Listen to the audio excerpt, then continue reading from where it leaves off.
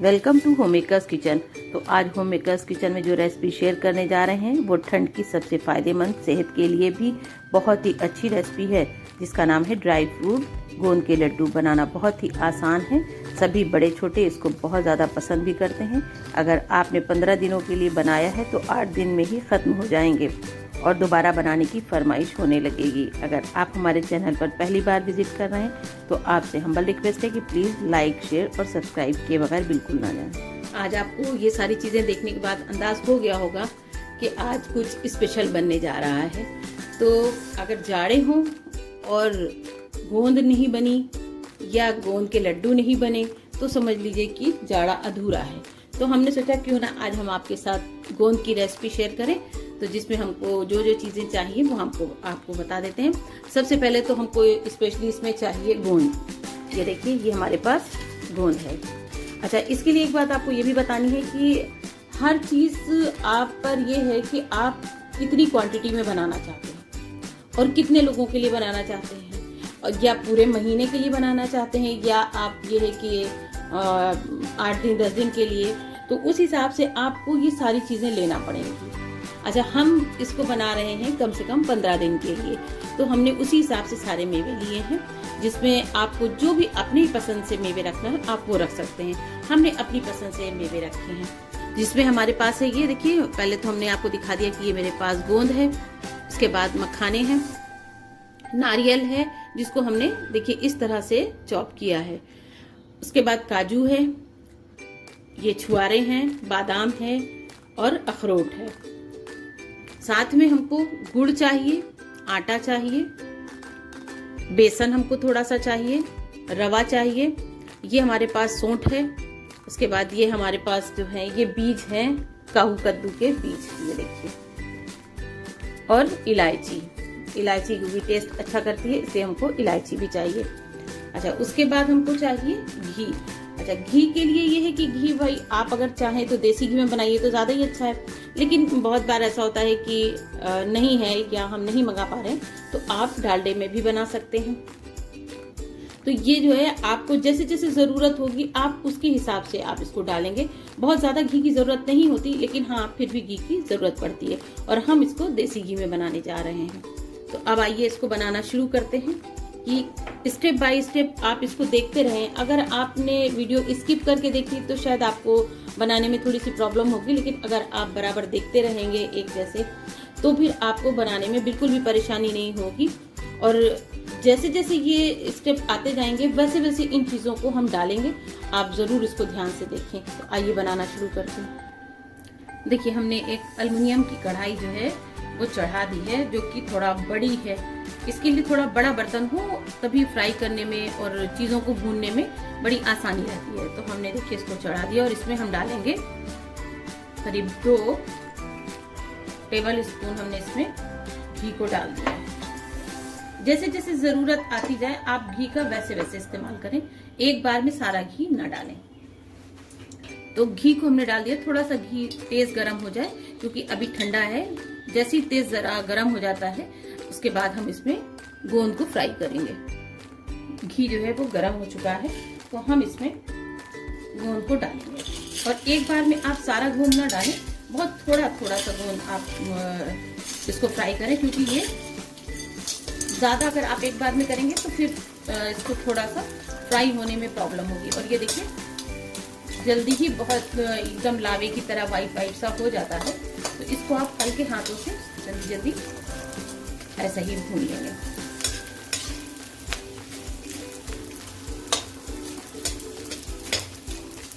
ये देखिए कितने अच्छे ये भून के हो रहे हैं, और इतने सॉफ्ट हो जाते हैं कि जितने ये कड़े होते हैं उतने ही फ्राई होने पर ये उतने ही सॉफ्ट हो जाते हैं और एकदम आराम से टूट जाते हैं।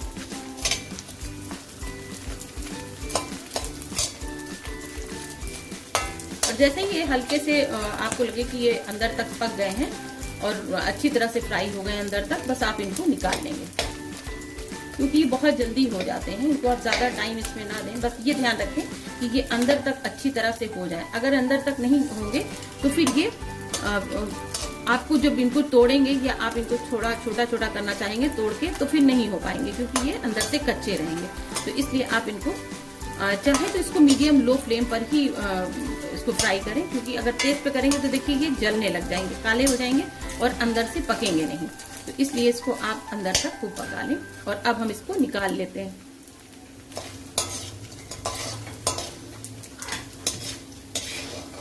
इसी तरह से आप सारे गोंद को फ्राई कर लें और एक बड़ा बर्तन बनाएं जिसमें ये सारी चीजें आप इकट्ठा करते चले जाएं, क्योंकि आपको बाद में इसे मिक्सी में पीसना होगा।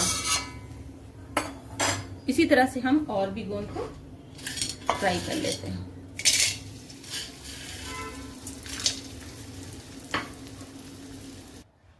गोंद हमारी फ्राई हो चुकी है और अब हम इसमें डालते हैं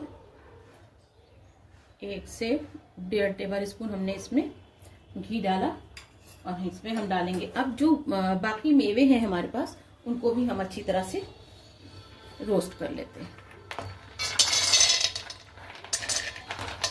और एक साथ ही आप सारे रोस्ट कर लें कि इसका मॉइस्चर खत्म हो जाए और इसकी जो भी नमी रह जाए या कच्चापन है वो हल्का सा खत्म हो जाता है। उसके बाद फिर हम इसको अलग कर लेंगे, क्योंकि जब हम इसको पीसेंगे तो उसमें कच्चापन अगर होगा तो फिर अच्छी तरह से वो नहीं पीस पाएंगे और चिपक जाएंगे।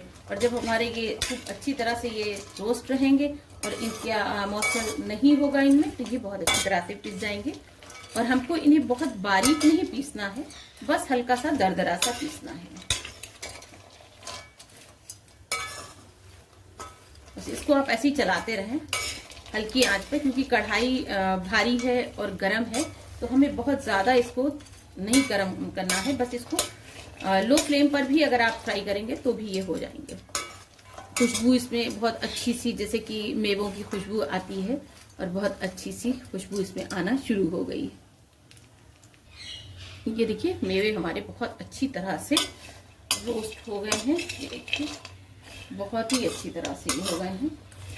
अब इनको बिल्कुल भी फ्राई करने की और भूनने की ज़रूरत नहीं है। तो अब हम इसमें डाल देते हैं, क्योंकि मेरे पास ये कद्दू काहू के बीज हैं, तो इनको भी हम इसी में डाल के और इनको भी हम थोड़ा सा क्रिस्पी सा कर लेते हैं। क्योंकि बस हम ज़रा ही इसको चलाएंगे और उसके बाद हम मेवों को निकाल लेंगे, क्योंकि ये थोड़ा सा ठंडे हो जाएंगे तभी हम इनको पीस सकते हैं, अदरवाइज हम इसको नहीं पीस सकते। क्योंकि जब ज़्यादा गर्म होते हैं ना, तो फिर ये मेवे जो होते हैं फिर एकदम ऑयली ऑयली से हो जाते हैं। इसलिए आप इनको थोड़ा सा ठंडा करके ही पीसें। और अब हम फ्लेम को बंद कर देते हैं और इसको इसी की कढ़ाई की जो गर्मी है इसी में छोड़ देते हैं कि थोड़ी देर ये इसी में खूब अच्छी तरह से भून जाए। अच्छा, मेवे हमारे सारे जो थे वो फ्राई हो गए। अब हम इसमें डालते हैं 1 टेबल स्पून हमने इसमें डाल दिया है घी। ये घी इतनी ठंड है कि घी जो है वो जम रहा है। और जब तक घी हमारा खूब तेज गर्म नहीं हो जाता तब तक हम थोड़ा सा वेट कर लेते हैं और इसमें मखानों को हम फ्राई करेंगे। घी गर्म हो चुका है, अब हम इसमें डाल देते हैं मखानों को।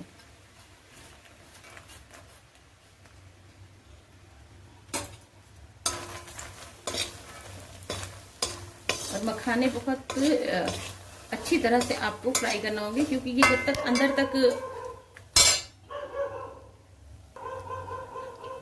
फ्राई नहीं हो जाएंगे तब तक आपको ये जब आप इनको मिक्सी में या जार में किसी चीज से भी आप इसको पीसेंगे तो फिर ये थोड़े से अलग तरह से लगेंगे, कच्चे कच्चे से लगेंगे। तो इसलिए इनको खूब अच्छी तरह से आपको भून लेना है। ये देखिए जब तक इनमें खनखनाहट से आवाज ना आने लगे, और जब ये भून जाएंगे तो आपको खुद ही पता चलेगा कि हाँ ये लग जाता है कि ये अच्छी तरह से भून गए हैं। और इनको जो है वो बिल्कुल भी भूनने की ज़रूरत नहीं है। ये देखिए, और इनको चलाते रहिए वरना एक साइड से ये जल जाएंगे, इसलिए इनको आप ऐसे चलाते रहें। और बहुत ज़्यादा देर नहीं लगती, 2-3 मिनट ही आप बस इनको भूनें। मखाने जो है वो देखिए इनमें आवाज़ भी आना शुरू हो गई है खनखनाहट की। तो अब हम इनको निकाल लेते हैं। हमारे सारे मेवे जो थे वो बहुत अच्छी तरह से फ्राई हो गए, रोस्ट हो गए। अब आती है बारी आटे की। जो गेहूं का आटा है हम इसको ही यूज कर रहे हैं। बहुत लोग मैदा यूज करते हैं लेकिन हम गेहूं का आटा ही यूज करेंगे। तो हमने इसमें 2 टेबल स्पून डाला है घी, और इस घी को थोड़ा सा गर्म होने तक हम वेट करते हैं। और लग रहा है कि घी अब गर्म हो चुका है, तो हम इसमें डालते हैं। देखिए ये हमने 1 बाउल लिया है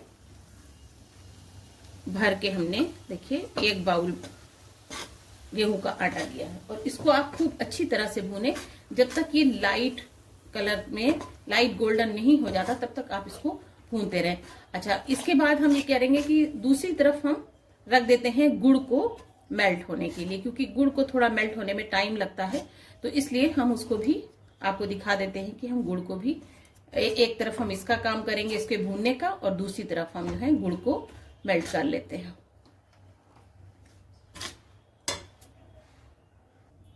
ये देखिए गुड़ हमारा, हमने इसको जो है छोटे छोटे से पीसेस में कर लिया है।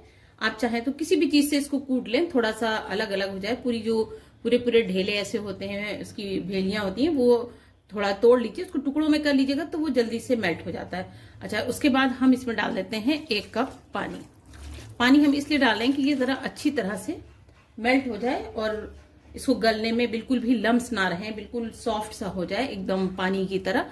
तो हम इसको लो फ्लेम पे पहले रखिए। जैसे जैसे ये मेल्ट होने लगेगा तब आप चाहे थोड़ा सा पानी को जलाने के लिए आप इसको तेज फ्लेम पर कर सकते हैं, लेकिन अभी इसको आप कम से कम 5-8 मिनट तक आप इसको लो फ्लेम पर ही पकाएं। देखिए आटा तो थोड़ा बहुत भुन गया है, बहुत ज्यादा भी नहीं हुआ है, लेकिन इसके साथ साथ में अगर आप चाहें तो रवे को भी डाल दें, तो एक साथ 2 चीजें साथ में भुन जाएंगी, क्योंकि रवा जल्दी भुन जाता है और आटे को भूनने में थोड़ा सा टाइम लगता है। तो इस स्टेज पर अगर आप चाहें तो रवा डाल सकते हैं। हम तो इसके साथ में ही रवे को भूनेंगे। ये देखिए, अच्छा, रवे को भूनने से ये होगा कि साथ साथ में दोनों चीजें हमारी भूनती जाएंगी, और जब हम बनाने बैठेंगे तो हमारे लिए दोनों चीजें एक साथ हमको भुनी हुई तैयार मिलेंगी। ये देखिए, और टाइम भी बच जाता है। जब आप एक साथ 2 चीजें भूनते हैं तो आपका टाइम भी बचता है। अच्छा, क्योंकि हमको इसमें ही मिलाना है तो हमें इसमें कोई फर्क भी नहीं पड़ता कि हम इसको इसी के साथ भून लेते हैं।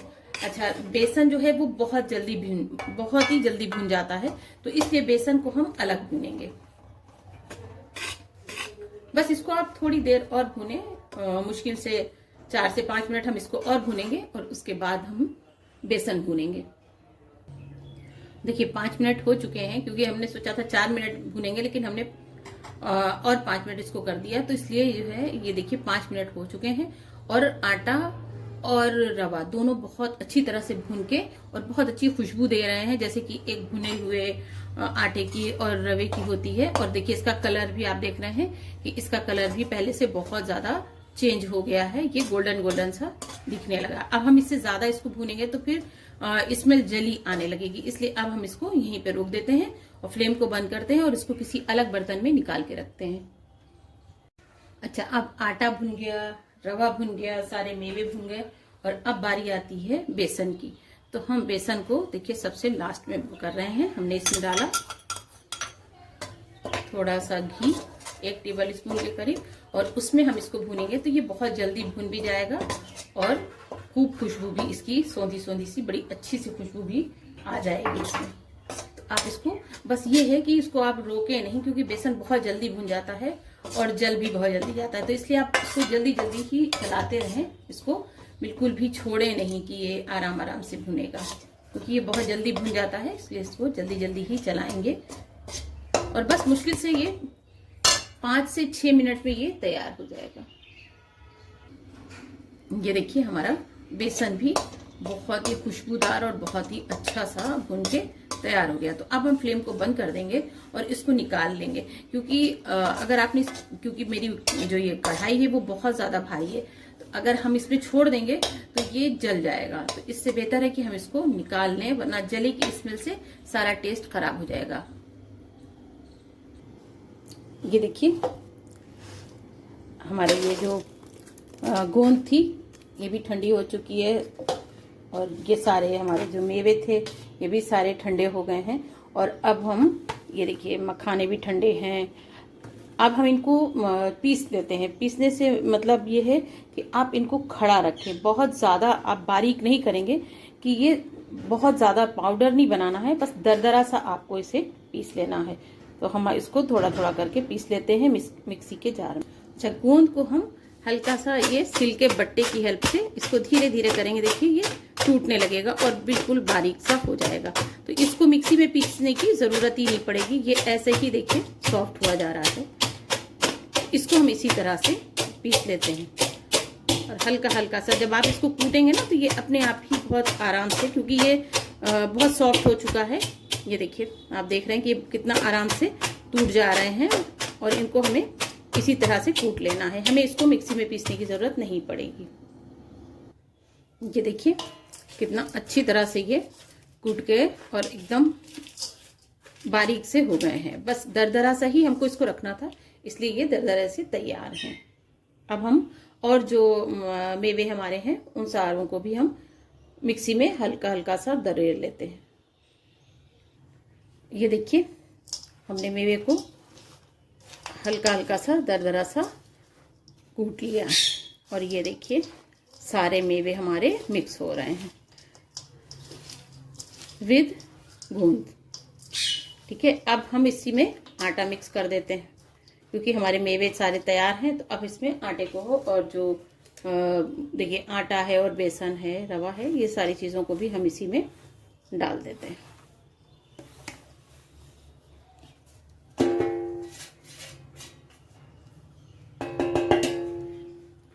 अच्छा, अब हम इसमें डाल देंगे ये सौंठ जो हमने रखी थी, इसी में हम इस सौंठ को भी ऐड कर देंगे। सौंठ जो है आपको पता है कि हेल्थ के लिए कितनी अच्छी है और स्पेशली जाड़ों के टाइम में तो बहुत ज़्यादा ही इसका फ़ायदा है। लोग अदरक की चाय पीते हैं, तो ये सूखी भी अदरक है, तो अदरक हर तरह से फ़ायदा करती है। और ये इस सीज़न के लिए जब ये इस तरह के मेवे बनते हैं तो इसमें ये स्पेशली डाली जाती है, जिससे कि ये बॉडी में गर्मी भी पहुंचाती है और टेस्ट भी अच्छा करती है। अच्छा, उसके बाद देखिए हमने ये इलायची को पीस लिया है, ये देखिए। तो हम उसके दानों को भी इसमें किसी भी इलायची के पाउडर को इसी में डाल देते हैं। ठीक है, अब हम इसको खूब अच्छी तरह से मिक्स कर लेते हैं। पहले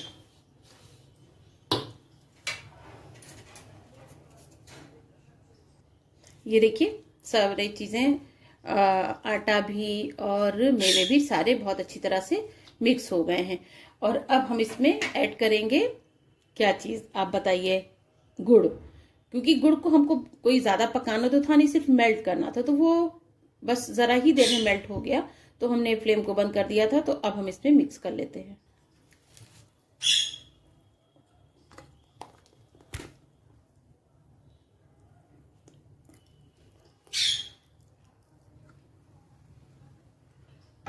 ये देखिए, अब हम इसको हल्के हाथ से बहुत धीरे धीरे, क्योंकि गुड़ भी ठंडा हो गया है, मेवे भी हमारे ठंडे हैं, कोई चीज़ अब इतनी गर्म नहीं है कि हम जल सके या हमारे हाथ जल जाए, इसलिए हम इसको बड़ी आसानी के साथ मिला सकते हैं।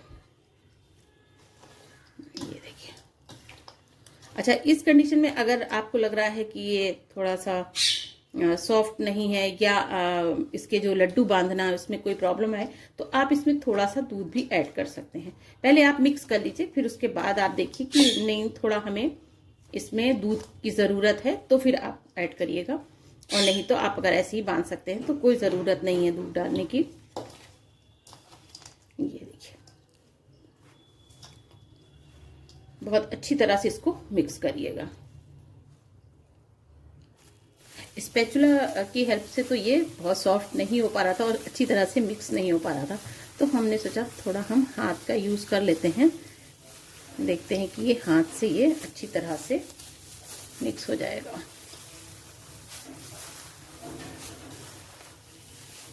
और अब हमको इसमें थोड़ा सा दूध ऐड करना पड़ेगा, जिससे ये और ज़्यादा सॉफ्ट हो जाए।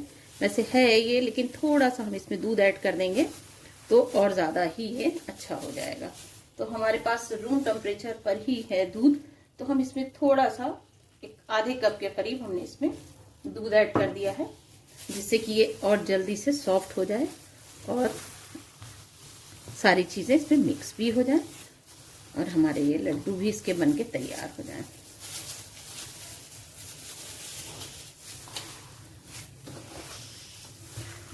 बस इसको मिलाना और अच्छे से मिक्स करना ही एक बड़ा प्रोसेस है। उसके बाद फिर कुछ परेशानी नहीं होती, फिर तो आप आराम से इसको बस बांधते चले जाएं, लड्डू इसके बनते चले जाएंगे।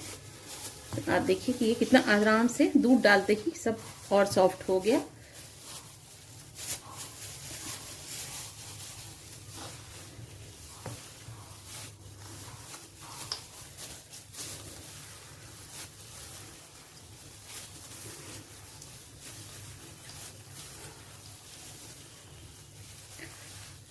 आप देखिए इसी तरह से ये मिक्स हो गया है ये।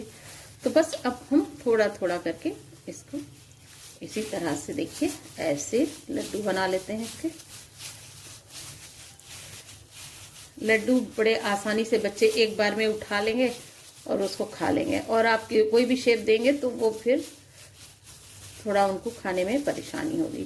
तो बस आप इसी तरह से इसको खूब अच्छी तरह से दबा दबा के इसका शेप दे लें और एक लड्डू का शेप आ जाए। ये देखिए इसी तरह से सारे बनाते चले जाएंगे, जिससे कि ये एक लड्डू के लड्डू हो जाएंगे और ताकत से भरे हुए लड्डू हैं। ये देखिए इसका जो मेवे हैं वो सारे आपके मुंह में आने वाले हैं। इसमें कोई मेवा ऐसा नहीं है कि कहीं पे कोई मेवा है और कहीं पे नहीं। क्यों? क्योंकि आपने देखा कि हमने उसको बार बार मिक्स करते ही रहे, हर स्टेप पर आपको आपने देखा कि मेवे हमारे मिक्स होते रहे। बस इसी तरह से हम सारे लड्डुओं को बना के तैयार कर लेते हैं।